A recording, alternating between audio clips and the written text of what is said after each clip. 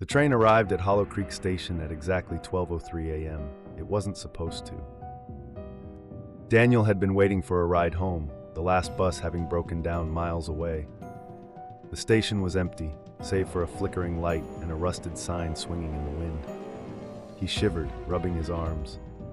The train shouldn't be running this late, but when the doors slid open with a hiss, he stepped inside. The carriage was nearly empty, save for a handful of passengers, all sitting eerily still. A woman in a dark dress, an old man with a newspaper, a young boy staring out the window. None of them looked up as Daniel took a seat near the back. The air smelled musty, like damp wood, and something faintly metallic. The train lurched forward. Daniel glanced around. The passengers never moved, never blinked. He swallowed hard. He could hear the rhythmic thud of the train over the tracks, but no one spoke. The conductor appeared at the far end of the car, his uniform crisp but strangely outdated.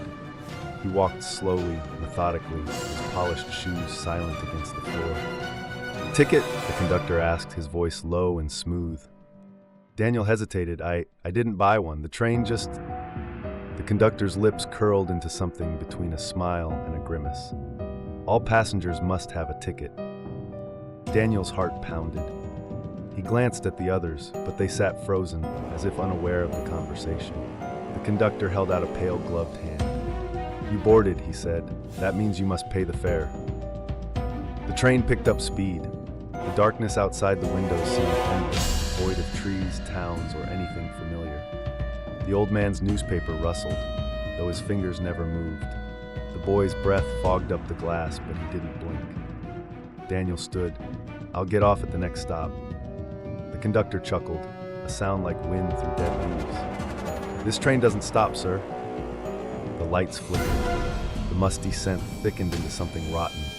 Daniel's pulse raced as the woman in the dark dress slowly turned her head toward him. Her face was pale, sunken, her eyes hollow. The old man's newspaper dropped to the floor, yellowed and brittle, dated October 31st, 1897. Daniel stumbled back, reaching for the emergency brake. His fingers grasped air. The conductor stepped closer.